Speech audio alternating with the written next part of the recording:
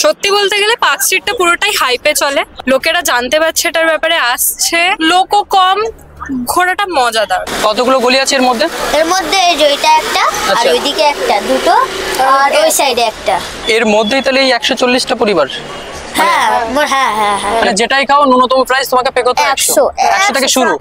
না, হ্যাঁ 100 থেকে শুরু হয়। 130 families। আচ্ছা, মানে এই টোটাল ফ্যামিলি মিলিয়ে এটা বো ব্যারাকস। বো ব্যারাকস।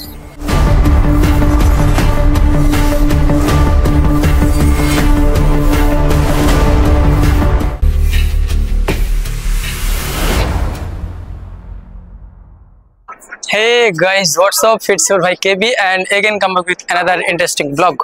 By the way, জীবন মানে দৌড়, আর সেই দৌড়ের আনন্দ ভাগ করে নিতে কিন্তু আপনাদের সামনে বড় বড় আমি এমন ভিডিও রাখি আর রেখে আসছি। গত ভিডিওতে মানে এর আগের ভিডিওতে আমি আপনাদেরকে দেখেছিলাম বড়দিনের যে সেলিব্রেশন কলকাতায় হয়ে থাকে, সেটার একটা অন্যতম জায়গা হচ্ছে পার্ক স্ট্রিট। তেমনটাই আরও একটা জায়গা যেটা আমি ওই ভিডিওতে বলেছিলাম আপনাদের, যে বো ব্যারাক। তো আমার এই পেছন দিকে দেখতেই পাচ্ছেন মানে এই বাড়ির রংগুলো এবং সাজানো টুনি দেখে বা এই বাল্ব সাজানো দেখে এবং লাইটের চকমাক দেখে আপনারা আশা করি এতক্ষণ বুঝতে পারছেন যে আমি আজকে কিন্তু সেই চলে এসেছি বো ব্যারাক। তো আজকে আপনাদেরকে সম্পূর্ণ এই বো ব্যারাকটা ঘুরিয়ে দেখাবো এবং এই জায়গা সম্বন্ধে কিছু জানা অজানা কথা আপনাদের সঙ্গে শেয়ার করব। সম্পূর্ণ এখানকার মানুষের সঙ্গে আমি কথা বলার চেষ্টা করব এবং তাদের মুখ থেকে আপনাদেরকে শোনানোর চেষ্টা করবো এই জায়গার ইতিহাস। এবং আজকে এই যে সেজে ওঠা দেখতে পাচ্ছেন এরকম বিভিন্ন রকম লাইটস এবং এই স্টার আর ক্রিসমাস ট্রি বা বড়দিনের যে উদযাপন এখানে কবে থেকে হয় বা কেন হয় সে সম্পূর্ণ কথা নিয়ে আপনাদের সঙ্গে আজকে এই ভিডিওটা তুলে ধরবো। তোমাদের কাছে যদি জিজ্ঞাসা করি এই জায়গার ব্যাপারে কিছু বলতে পারবে? এই জায়গার ব্যাপারে তো মানে এই জায়গাটার নাম কি প্রথমে একটু যদি বলো। এই জায়গার নাম আছে বো ব্যারাকস। বো ব্যারাকস, হ্যাঁ। আচ্ছা, তোমরা কিসে পড়ছো এটা বলো? আমি 6 এ। তুমি 5 and 6? কোথায়, কোন স্কুলে পড়ো? আমি সেন্ট জর্জেস। Saint George's. তুমি? আমি বাংলাতে থাকি, এখানে আমার মামার বাড়ি আছে। আচ্ছা, মানে বন্ধু তোমরা? হ্যাঁ। আচ্ছা, বেশ। তো এই দুজন ভাইয়ের সাথে দেখা হলো, ওরা হচ্ছে বাঙালি। তো বাঙালি, দুজনই বাঙালি। তো ওরা সব ভাষায় কমফোর্টেবল, ইংলিশ, হিন্দি, বাংলা সব ভাষাতেই কমফোর্টেবল। এবং এই যে বো ব্যারাক দেখতে পাচ্ছেন আপনারা, দেখাচ্ছে আপনাদেরকে, এই বো ব্যারাকের ঠিক পিছন দিকটায় থাকা হয়, তাই তো? মানে ওপাশটা থাকা হয়। তো তোমাদের দুজন নামটা একটু বলবে? আমার নাম আয়ুষ হাজরা। আমার নাম দীপ ঘোষ। দীপ ঘোষ অ্যান্ড আয়ুষ হাজরা। তো গাইজ এখন আমি আপনাদেরকে মানে এই দুজন ভাইয়ের সাথে এই টোটাল বো ব্যারাকসটা আর কি ঘুরিয়ে দেখাবো, আর আপনারা দেখতে থাকুন। এটা দিয়ে চলো নাকি এদিকে যাবো? কিছু চলো। তো দেখতে পাচ্ছেন এটাই হচ্ছে মেন গলি, আর কি সুন্দরভাবে সাজানো হয়েছে সেটা একবার দেখুন। একেবারে পার্ক স্ট্রিটের মতনই কিন্তু সাজানো হয়, তবে এই জায়গার পরিধিটা অতটা বড় নয়। মানে পার্ক স্ট্রিট যতটা জুড়ে সাজানো হয় পুরো গলিটা জুড়ে ততটা কিন্তু নয়। তবে এই যে 140টা ফ্যামিলি এখানে বসবাস করে, তাদের এই জায়গাটা কিন্তু টোটালি সাজানো হয়। এখানে কি এরকমই ভিড় হয় নাকি এর থেকে আরো ভিড় দেখা যায়? আগে যখন মানে এই যে 25 কি 26 গেল, তখন ভিড় ছিল অনেকটা, নাচ হচ্ছিল এদিকে। আচ্ছা, 25 তারিখ 26 তারিখ মোটামুটি ভিড়টা বেশি থাকে, মানে এখনো ভিড় থাকে। 1 জানুয়ারি পর্যন্ত ভিড় থাকেই থাকে। হ্যাঁ, এই যে দেখতে পাচ্ছেন এখানে আছে ক্রিসমাস ট্রি, এত বড় একটা ক্রিসমাস ট্রি। এক্সকিউজ মি, সবাই ছবি উঠছে আর কি। এইখানে এই যে বাড়িগুলোর রং, আমি যে প্রশ্নগুলো আমার একটু মনে আছে সেটা তোমাদের কাছেই করছি। তোমরা জানা থাকলে বলো, না জানা থাকলে কোনো ব্যাপার না। এই বাড়িগুলোর রং সবটা এরকম লাল কেন? লাল তো আগে থেকেই আছে, মানে অনেক দিন আগে থেকেই লাল, তাই তো? আচ্ছা, তো অবশ্যই আমি কারণটা আপনাদেরকে জানাবো। ওদের মাথায় যতটুকু জানা সেটা আপনাদেরকে একটু জানাই। ওরা এই পাশেই থাকে। বাই দ্য ওয়ে, তো এখানে কতগুলো বাড়ি আছে তোমরা জানো ঠিক এরকম? বলতে তো পারবো না, লেকিন অনেকটা বাড়ি আছে। আচ্ছা, যদি বলি আজকে এই গলিটা আমাকে একটু ঘুরিয়ে দেখাতে পারবে? হ্যাঁ। কতগুলো গলি আছে এর মধ্যে? এর মধ্যে এই যে এটা একটা, আর ওইদিকে একটা, দুটো, আর ওই সাইডে একটা, মানে 3টে টোটাল গলি। হ্যাঁ, 3টে। এর মধ্যেই তাহলে এই 140টা পরিবার? হ্যাঁ হ্যাঁ হ্যাঁ হ্যাঁ। এনা যারা থাকেন এনাদের নামটা মানে এনাদের কি বলা হয়? Anglo Indian? হ্যাঁ, অ্যাংলো ইন্ডিয়ানই বলা। তাহলে তোমরা কি, তোমরা অ্যাংলো ইন্ডিয়ান নয়? না, তোমরা তো বাঙালি। আগে সবাই খ্রিস্টান থাকতো, এখন বাংলা, ইংলিশ সব, মানে খ্রিস্টান, হিন্দু। এটা হাতে কাছে না, খ্রিস্টানরা থাকে, বাঙালিরা থাকে, হিন্দুস্তানিরা भी থাকে। এই 2024-এ এটা কবে থেকে শুরু হয়েছে? লাইট সাইড গুলো কবে থেকে লাগানো হয়েছে? 24 না, মানে আজকে তো 27 ডিসেম্বর 1 তারিখ না, মানে সেপ্টেম্বর অক্টোবর নভেম্বর নভেম্বরের লাস্ট মান্থে শুরু হয়ে যায়, মানে মানে প্রায় 1 মাস ধরে চলে। হ্যাঁ। আর এটা শেষ হবে কবে? শেষ জানুয়ারিতে হতে পারে, মানে নিউ ইয়ারে মানে থাকবে 1-2 তারিখ অবধি থাকবে, 3 তারিখ অবধি থাকবে, তারপরে মানে হতে পারে বন্ধ হয়ে যাবে। কিন্তু মূলত ক্রিসমাস ডে হয়ে গেলে আসতে পারবে, তারপরেও মানুষ আসে, তাই তো? হ্যাঁ, মানে এটা একটা টুরিস্ট স্পট। হ্যাঁ, পার্ক স্ট্রিটও কিন্তু এটা হয়, জানো তো? জানি পার্ক স্ট্রিট আমি খালি একবারই গেছিলাম যখন আমার মনে হয়েছিল, এখন আমার যেতে মনে হয় না, এদিকেই আমাকে ভালো লাগে। আচ্ছা, মানে পার্ক স্ট্রিটের তুলনায় এখানটা অনেকটা সাইলেন্ট না? হ্যাঁ, যে শান্ত এবং নিরিবিলি একটা জায়গা। হ্যাঁ, এবং স্বচ্ছ বলা যায়, পরিষ্কার, তাই তো? তো বুঝতেই পারছেন, ওদের মুখ থেকেই শোনাচ্ছি। আর বেসিক্যালি আমি আসার পর থেকেই তো মানে যেটা দেখছি যে পুরো জায়গাটা একদম একটা স্বচ্ছ, পরিষ্কার, স্নিগ্ধ, এবং তার থেকে বড় কথা জায়গাটা সাইলেন্ট, মানে একদম নীরব একটা জায়গা। এখন আমি আপনাদেরকে একটু জানাবো যে এই মধ্য কলকাতার এই ছোট্ট পাড়াটি কিন্তু অনেকেই, মানে আমাদের মধ্যে অনেকেই কিন্তু জানি না বা জানেন না। তার একটাই কারণ, এই যে নাম বো ব্যারাকস বা বো ব্যারিক্স, তাই তো? যেটাই বলুন, তো এই জায়গাটার নাম কিন্তু সচরাচর কারোর মুখে শোনা যায় না। আমি বিশেষ করে আসার সময় বেশ কয়েকজনের কাছে জিজ্ঞাসা করেছি যে আমি কিভাবে যেতে পারি বা কোনটা দিয়ে গেলে সুবিধা হয়। তো তারা অনেকেই কিন্তু হতবাক, মানে চোখের দিকে তাকাতেই তারা একটু প্রশ্ন চিহ্নের মতো দেখাতে চাইলো, কারণ অনেকেই বুঝতে পারছে না যে বো ব্যারাকস আসলে কোথায়, এবং নামটা যেন তাদের কাছে প্রথমে শোনা। কিন্তু এটা কিন্তু বেশি দূরে না, সেন্ট্রাল এভিনিউ দিয়ে যখন আমি আসছি তখনই কিন্তু তাদের কাছেই আমি জিজ্ঞাসা করেছি, রাস্তার ধারে দোকানদারগুলো কিংবা যারা দাঁড়িয়ে আছে এখানকারই, তো তারা কেউই মানে ঠিক বলতে পারে না, খুব কমজন মানুষ সেটা জানে। তো সেটাই একটু আপনাদের সঙ্গে জানাই যে বো বাজার, যেটা সম্ভবত সবাই জানে, বো বাজার, তাই তো? এই বো বাজারটা হচ্ছে, এটা ঠিক বো বাজার নয়, এটা বো ব্যারিক্স। এখানে হচ্ছে 130 থেকে 40টা পরিবার, মানে এই যে টোটাল লাল বাড়িগুলো আপনাদেরকে দেখালাম বা দেখাচ্ছি, এই বাড়িগুলোর মধ্যে যে 140টা পরিবার, সেটাকে মিলিয়ে কিন্তু বো ব্যারিক্স বা বো ব্যারাকস।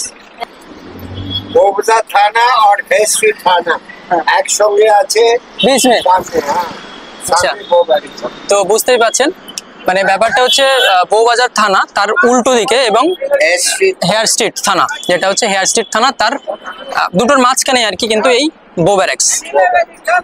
আর বো বাজার বলতে সেটা কিন্তু সেন্ট্রাল এভিনিউ এর অপোজিটে, মানে এর অপোজিটে, সেন্ট্রাল এভিনিউটা এর ওপাশ দিয়ে গেছে, তাই তো? তার অপোজিটে কিন্তু আছে বো বাজার। অর্থাৎ আপনি বো বাজার বলে বাস কন্ট্রাক্টর কিংবা যাকে বলবেন বো বাজার নামলেও মোটামুটি আপনি এখানে তারপরে চলে আসতে পারবেন। এটা কি আছে? এটা বুদ্ধিস্ট টেম্পল আছে। আচ্ছা, বুদ্ধিস্ট টেম্পল। আচ্ছা, এটা একটা মন্দির, মানে বৌদ্ধ ধার্মিক যারা, তাদের একটা মন্দির এখানে দেখা যাচ্ছে। ভিতরটা আর গেলাম না, বাই দ্য ওয়ে। তো আমরা এখন ঘুরে দেখছি এই বো ব্যারিক্স এর টোটাল আশপাশটা। হ্যাঁ, আশপাশটা। ঠিক আছে, একটু সামনেটা চলো। চলো, এটা ফার্স্ট এন্ট্রান্স আছে, মানে এটা এন্ট্রান্স। হ্যাঁ, এদিক থেকে। এটা কোন দিক দিয়ে আসছে এই গেটটা? এটা, হ্যাঁ, এটা মানে সেন্ট্রাল এভিনিউ থেকে আসছে। হ্যাঁ, তো এটাই হচ্ছে এন্ট্রি, মানে গেট, এন্ট্রি গেট এটাই। এবং আমরা কিন্তু ভিতর দিয়ে ঘুরছি। তাহলে দীপ আর আয়ুষ কিন্তু আমার সাথে আছে। এই যে এপাশে কিন্তু এত বড় একটা, এটা এনাকে কি বলা হয়? Santa Claus. তো সান্তা ক্লজ কি গিফট দিয়েছে এবারে? হ্যাঁ, কতগুলো গিফট দিয়েছে তোমাদের? আমাকে দিয়েছে একটা স্টাডি টেবিল। আচ্ছা, বাহ, এখান থেকেই? হ্যাঁ, বাহ। আচ্ছা, এখানে একটা জিনিস দেখো, খুব সুন্দর লাগছে, মানে একটা কুকুরের গায়ে কিন্তু এটা পদ্ম কুকুর, তাই তো? হ্যাঁ, এগুলো পরানো হয় ঠান্ডার মৌসুমে। আচ্ছা, এখানে তো এই পরিচর্যাটা হয় না? হ্যাঁ, এই যে দেখুন, এখানে কিন্তু এইরকম পরিচর্যা প্রাণীদের গায়েও, মানে প্রাণীদের কিন্তু করা হয়। এটা কিন্তু পথ কুকুর, সচরাচর সব জায়গায় দেখা যায় না, কিন্তু এখানে দেখুন কি সুন্দরভাবে তার গায়ে কিন্তু শীতের একটা পোশাক দেওয়া আছে। আর এটা সেকেন্ড এন্ট্রেন্স আছে। এটা সেকেন্ড এন্ট্রেন্স না? হ্যাঁ, এই দিক থেকে সবাই ঢোকে। এটা হচ্ছে দ্বিতীয় যে গেট সেটা। এখানেও কিন্তু একটা ক্রিসমাস ট্রি, এবং এখানেও মানুষ ছবি উঠছেন। আর এই পথ দিয়ে কিন্তু সরাসরি আমাদের যেগুলি দিয়ে আসলাম সেখানে। এদিকটা আছে, এটা লাস্ট। মানে এখানে যে ক্রিসমাসের অনুষ্ঠান বা ক্রিসমাসের উদযাপন, সেটা যে কতটা বড় সেটা কিন্তু আর বলার অপেক্ষা থাকে না। সুতরাং ক্রিসমাস ডে গুলোতে, ক্রিসমাস উদযাপনের সময় চলো এটা দিয়ে আবার পেরিয়ে যাও। এখানে কিন্তু আসাটা সত্যি একটা অন্যরকম এক্সপিরিয়েন্স, তাই তো? হ্যাঁ। তো গাইজ, আপনারা দেখতে পাচ্ছেন এইটুকু মানে দুটো বাচ্চা 6-এ পড়ে এবং 5-এ। তো ওদের কাছ থেকে শোনালাম আপনাদের যে এই জায়গা সম্বন্ধে বেশ কিছু তথ্য আর কি। কোথা থেকে আসছেন? আমি লেক টাউন আর নৈহাটি। নৈহাটি। আর নৈহাটি এবং ইলেকট্রন থেকে দিদিরা এসছে। এটা তো পার্কস্ট্রিটেও হয়, ওখানে কি যাওয়া হয়েছে এবার? এই বছরটা যাওয়া হয়। গতবারে গেছিলেন? হ্যাঁ, গতবার গেছি। আচ্ছা, তো গতবারের এক্সপিরিয়েন্স থেকে আমি যদি একটু জিজ্ঞাসা করি, মানে এখানে এসে যদিও এখনো ঘুরেনি সম্পূর্ণটা, তো মানে জায়গাটার যে বিশেষত্ব ওই সেখানকার থেকে এখানে কতটা ডিফারেন্স দেখতে পাচ্ছেন? সত্যি বলতে গেলে পার্কস্ট্রিটটা পুরোটাই হাইপে চলে। এইটা দেখতে গেলে অনেকটাই, মানে এটা তো এখন লোকেরা জানতে পারছে, এটার ব্যাপারে আসছে। আমার মনে হয় এইখানে লোকও কম, ঘোরাটা মজাদার আমার মনে হয়। সেটাই। আর একটা যেটা ব্যাপার, সাইলেন্ট মনে হচ্ছে না ওখানকার থেকে, একটু ক্রাউডটা বেশি ছিল, ওই জায়গাটা কেওসটা অনেকটা বেশি। সেটাই। আরেকটা বিশেষ ব্যাপার হচ্ছে যে এই জায়গাটা সম্পর্কে অনেকে জানে না, সেটা একটা মূল ব্যাপার। আর জানলেও এখানে আসাটা একটা টাফলি ব্যাপার হয়ে যায়, মানে এই গলিগুলো ঘুরে ঘুরে আসা। সত্যি আমিও আসতে একটু আমাদেরও অনেক প্রবলেম হয়েছে। ম্যাপ বুঝতেই পারছেন, মানে ম্যাপ ধরে আসতে গেলেও যেন ঠিক যাচ্ছি তো এরকম একটা ব্যাপার। তো যাই হোক, এখানকার খাবার দাবার সম্পর্কে কোনো আইডিয়া আছে বা খেয়েছেন কি? খাবার দাবার দেখে তো ভালো লাগছে, আমরা ট্রাই করব। আচ্ছা, তো এখানকার ইতিহাস সম্পর্কে কিছু জানা আছে আপনাদের, মানে এই বউ ব্যারিক্স সম্পর্কে? খুব একটা বেশি জানা নেই, তবে যতটুকু আছে ততটুকু যদি এই অ্যাংলো ইন্ডিয়ানসরা এখানে থাকে এবং ওরাই, এটা একটা কি বলবো কমিউনিটি, অ্যাংলো ইন্ডিয়ান পাড়া, ওইটুকু প্যারাক্সের খালি মিনিংটা থেকে এই ইনফরমেশনটা আমাদের জানা ছিল না, আপনি জানালেন তার জন্য আপনাকে অবশ্যই আপনার নলেজটা যে আপনি শেয়ার করলেন। আচ্ছা, না এটা এমনি গুগল করলেই জানতে পারা যাবে, আমিও গুগল করে এবং এখানে এসে বেশ কিছুটা বলে জানতে পারলাম। তো ঠিক আছে, ঘুরুন। Thank you so much. By the way, তো এবার ভিডিওর বাকি অংশে যাব। এখানকার খাবার দাবার এবং তাদের হাতের স্পেশাল কেক, বা দেখা যাক কোনটা খাওয়া যায় সেটা সম্পর্কে আপনাদের একটু দেখাই। চলো, বাসে করে আসতে গেলে মানে সেন্ট্রাল এভিনিউ দিয়ে ভেতরে ঢুকে আসতে হবে, মানে ইন্ডিয়া লাইনসে না তো এদিকে নামাবে, একটুখানি হেঁটে আসতে হবে। যদি এদিকে নামালে পরে খালি একটুখানি হাঁটাতে হবে, মানে সেন্ট্রাল এভিনিউটা কাছে, তাই তো? হ্যাঁ। আর ধর্মতলাতে ঘেটে আসলে তো কতক্ষণ লাগতে পারে? আধ ঘন্টা? মানে আধ ঘন্টা না, 10-20 মিনিট লাগবে। মেরি ক্রিসমাস তোমাদের দুজনকে।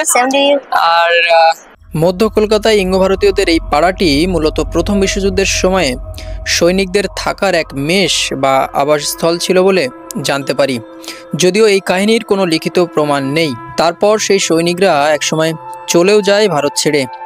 তবে তৎকালীন বসবাসের সময় সেই সৈনিকদের কেউ কেউ এখানকারই অর্থাৎ ভারতীয় নারীদের সঙ্গে উঠা বসায় সম্পর্কের ঘনিষ্ঠতা বাড়ে। পরে ভারতীয় বংশোদ্ভূত সেই সমস্ত সুদর্শনা নারীদের সাথে বেশ কিছুকাল কাটান তারা এবং সন্তানের জন্মও দেন। পরবর্তীতে সৈনিকরা দেশ ছাড়লেও মা সন্তানদের আর যাওয়া হয় না সবার, যারা হলেন এই ইঙ্গ ভারতীয়। জানা যায় তাদের কাছেই নাকি সৈনিকরা ভাড়ায় রেখে যায় এই সমস্ত বাসভবনগুলি, যদিও বর্তমানে এখানে তাদের আর কোনো ভাড়া দিতে হয় না। তো গাইজ, এরপর এখানকার একটি স্টল থেকে খাবারের বেশ কিছু নাম ও দাম শুনে একটি আইটেম নিয়েও নিলাম। খাবারটি দেখতে এমন বিকট লাগলেও দাম শুনে আমি তো প্রথমে অবাক, তবে গুণগত মান বুঝতে আলতো করে খাবারটি মুখে তুলে নেই তিনজন, যদিও ওরা দুজন এখানকার খাবার এর আগে খেয়েছে বলে আমায় জানায়। যাই হোক, দেখতে এরম হলেও মাত্র এই 3 পিসের দাম নিয়েছিল 150 টাকা। খেতে কিছুটা মিষ্টি, কিছুটা ঝাল, আর ভিতরটা ছিল সম্পূর্ণ চিকেন দিয়ে, আর নামটা ছিল পোক সোসি, এরকম কিছু একটা। মোটামুটি আমার বেশ ভালোই লাগলো, তবে দামটা কেন এত বেশি সেটাই বলি এবার। মূলত মানুষের আনাগোনা এই সময়গুলোতেই একটু বেশি দেখা যায় এখানে, আর তাই তারা এখানকার অ্যাংলো ইন্ডিয়ান পরিবাররাই তাদের নিজ হাতে বানানো বিভিন্ন আইটেম, বিভিন্ন খাবার বিক্রি করেন কিছু পয়সা উপার্জনের জন্য। আর তাই আশা করি বুঝতে পেরেছেন দাম কেন এত বেশি। পরিশেষে এই কলকাতাবাসী তাদের না আপন করতে পারলেও তারা কিন্তু বেশ সরল এবং মিশুকে, আর যেটা আমি এখানে এসে বুঝলাম। ভিডিওতে কোনো ভুল থাকলে ক্ষমা করবেন, আর ভালো লাগলে অবশ্যই একটা লাইক এবং কমেন্ট করে জানাবেন আপনি এখানে কখনো এসেছেন কিনা। দেখা হচ্ছে কলকাতা সিরিজের আরও একটা অন্য কোনো ভিডিওতে বা অন্য কোনো ব্লগে। ততক্ষণে সবাই ভালো থাকবেন, সুস্থ থাকবেন। টাটা।